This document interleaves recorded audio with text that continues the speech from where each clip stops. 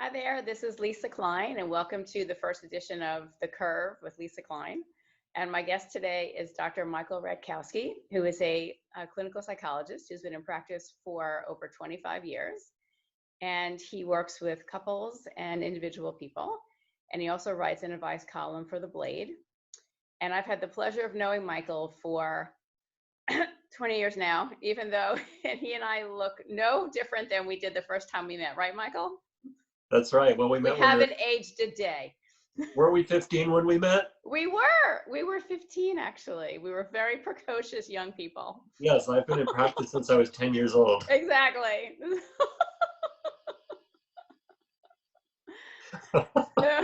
So Michael is a very good friend of mine, and he's a brilliant psychologist Thank and has you. helped many people over the years. And I wanted to talk to him about what is he seeing with his clients and maybe some words of wisdom he can offer us in this time that we're experiencing right now. Yes, thank you. Everyone I'm working with is freaking out because this is a very scary time and it feels like the rug has been pulled out from under us. And I'm actually thinking of I have, as Lisa knows, a 3.5-month-old son. And everything I learned in graduate school about human development, in theory, I'm now learning that it's really true. And I watch him both need to be hugged and also at this point always striving to be independent, which for him means being able to roll over, whether he's on his belly or his back, he wants to go the other way. And that's something that's true of humans throughout our lives. And right now, we aren't able to get a lot of touch because we're isolated from almost everyone we love.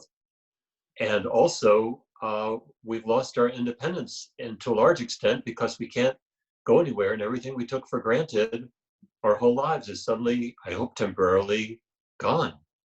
So that's our struggle, and it's very scary and frustrating and upsetting. So That kind of you're sums probably it one. up. I feel worse now than Yeah. when we started this call. I'm just kidding. Okay. Well, I always have some good news, Lisa. I'm a very upbeat and optimistic person. Yes. So our struggle right now is to work on being resilient. And somebody wiser than I am said, and I remember this. Was it me by any chance? No. Okay. In this particular instance, it was not, although you Okay. said many, many wise things to me. They said that if you can give meaning to your suffering, it helps you to endure it. So our meaning for our suffering right now, I'd like to say generally, I don't want to presume to be a genius and tell everyone what the meaning of this is. But one way of looking at it is that we have to figure out how to get through this and not let it beat us down. And that means being more resilient in all kinds of ways. In terms of our attitude, finding ways to cope with this, finding ways to take care of ourselves, not giving up hope. All of those are different ways of being resilient. So if we can think every day, I've got to find a way to get up, stand up, and do my best here and not get beaten down, and that will help me to get better and better at doing that, that can help us, I think, to get through this. Certainly, it works for me in my moments of despair or hopelessness to find some way to not let it get to me. I feel much better. So what I'm hearing you say is that this is a skill that we can develop by practicing it. It's that simple. And we've been through 9/11. We've been through the war that came after that. We've been through 2008. But none of those things really impacted on us like this in terms of a daily thing. So I feel like our generation of people really hasn't had a reason to develop that sense of resilience. You know what I'm saying? Like our We've never been parents, tested. right? Like my parents were through the Depression, World War II. Like Yeah.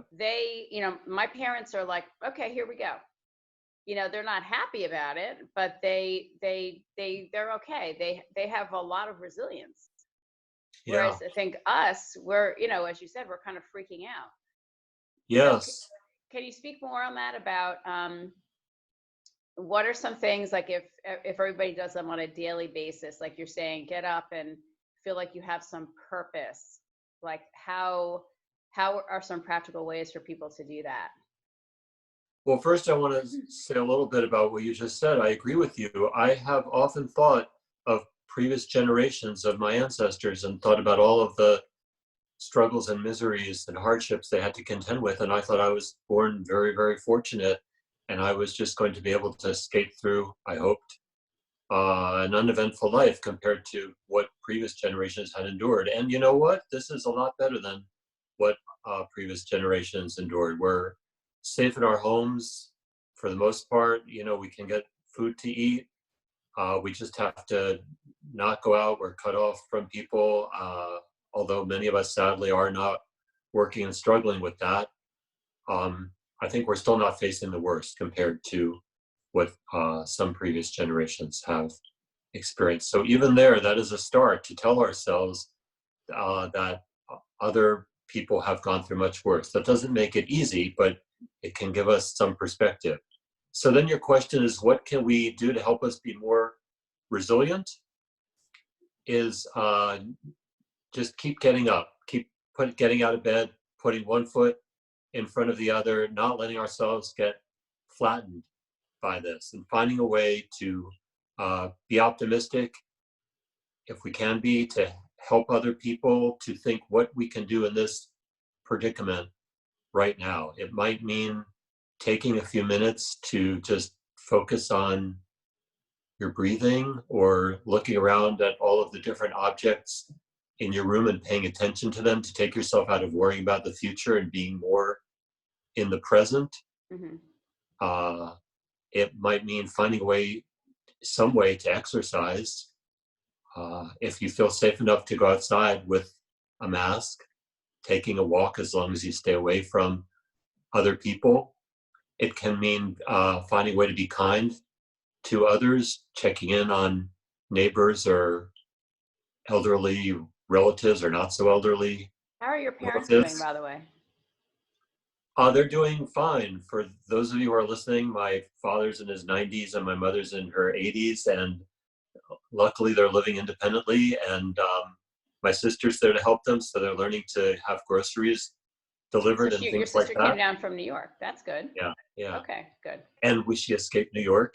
And we go and visit them on Sundays. We're going there later today. We stay 6 feet apart so they can see their one and only grandchild, whom they love very much. So I'll tell you guys something personal for me. Is something that's really helped me was to start writing.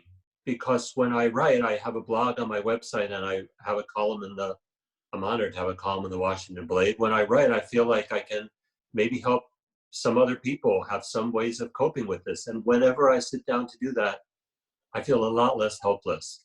I feel like I'm doing something not just for me, but I'm hoping contributing to something a little bit bigger than me. So those, I think, are some ways we can do it, to just not let ourselves get beaten down.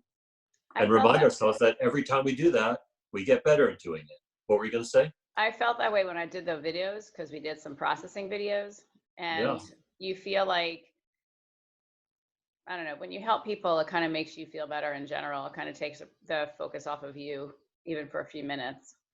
Yeah. Plus, it's a creative outlet, which is good. I'd like to say one other thing. You may say two other things. The floor is yours. Well, I talked a moment ago about doing a simple exercise to be in awareness, to be in the present, let go of things. But I was doing that exercise one day, looking around the room and noticing everything. And then I realized that the thing I really wanted to pay attention to, being in the present, was my connection with people I love. Of course, that can also include non-humans, such as our wonderful companion animals. But for me, since there's no companion animals in my life right now, it meant paying attention to my relationships with my husband, with my child, with my parents, my sister, cousins who I'm reaching out to, clients I'm working with, and just really appreciating how precious and how fragile our lives are, and to just enjoy them while we have them, not get caught up in all the little petty stuff that can drive us crazy, but really relish it, that we're all still here right now. We have each other, and it's really a wonderful thing. Just like I'm here with you now, Lisa, my dear friend of 20 years since we're teenagers, right? Yeah. And here we are, seeing each I other know, I miss you virtually. so much. I saw Julie for a few minutes the other day, and I was like, Julie. So it's really bringing home how these relationships are so precious to us. And what I've noticed, because I am going out and about, we have reopened, I am seeing patients, but Mazel tov. thank you. But just even walking around my apartment building, Yeah, people are uniformly nicer, yeah, kinder. I yeah, mean, even emails about different things. Everybody's like, "How's your family?" Things that you never normally would have come across. Like I was telling Michael, I'm in the middle of selling a place and buying a new place, and even with the bankers, it's like, I hope your family's good. Things that again you wouldn't have expected to see yeah. in a banking email. So I hope we can all carry that forward, right? that would be a wonderful change, and especially in Washington, because people are so go go go go go. It's been extraordinary to see Yeah, the difference. I have to be honest. yeah. All right. So Very what I'm well hearing you said. say, sorry. Very well said. Yeah. So what I'm hearing you say, Michael, Doctor, if I call you Dr. Radkowsky, Call me is Michael. is that this type of resilience is something that we've never really been challenged to create before. Most Yeah. generally, I mean, some people may have situations where they did, but for a lot of us, we haven't. And Yep. that the resilience is almost like a skill that we can strengthen on a daily basis. And if we keep doing that, then it'll be easier for us to move through this time. Yeah, it'll be like your parents. I know how to do this. I've Yeah. done it before. They're like, We can get through this. Yeah. yeah, Yep. Just wash my hands, stay away from people. I've got it. I'm all set. Right? right, exactly. Yeah. It was Next time a funny. I virus actually comes had around. a, what? Next time a virus comes around. Yeah, we'll be like, oh, whatever, we know what to do. Yeah. It was funny. I had a dream last night. It could have been a Zyrtec-induced dream, but I had this dream that the restaurants were opening, and I was like, oh my God, the restaurant, things that again we've taken for granted are now going to be, such a precious experience. It's fascinating, really, truly. Yep. 2 nights ago, I had the same dream. There I was at Elizabeth's Gone Raw, this wonderful Ah, vegan restaurant in Washington, where I was married and where I've been with you, as a matter of fact, yes. and our mutual friend Julie. Yeah. Yep. Yep. I was so happy. Yeah. We're definitely going back there when this is all over.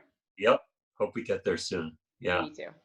All Yeah. right, Michael, this has been very helpful. I really appreciate you taking the time. It's And been a great pleasure to see you, and I hope that this conversation, as we've been talking about, will be helpful to people. me too. Yeah. Everyone stay safe. I hope we get through this and we all are able to enjoy our lives going forward. It's great to see you, Lisa. Thank you You're for right here. hosting me.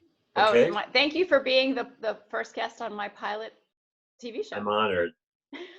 Really. I love you, and I will see you soon. Tell Joshua I said hello. I need I to do a will. Thank you. drive-by. I need to do a drive-by at some point, like Yeah, Julie's you doing. can stand outside. I'll hold him up. Okay, we'll He set that keeps up. his head up now. Okay. Ah, that's Lots of wonderful. love. All right, lots of love. Talk to you soon. Bye-bye. Thank you, hon. Bye.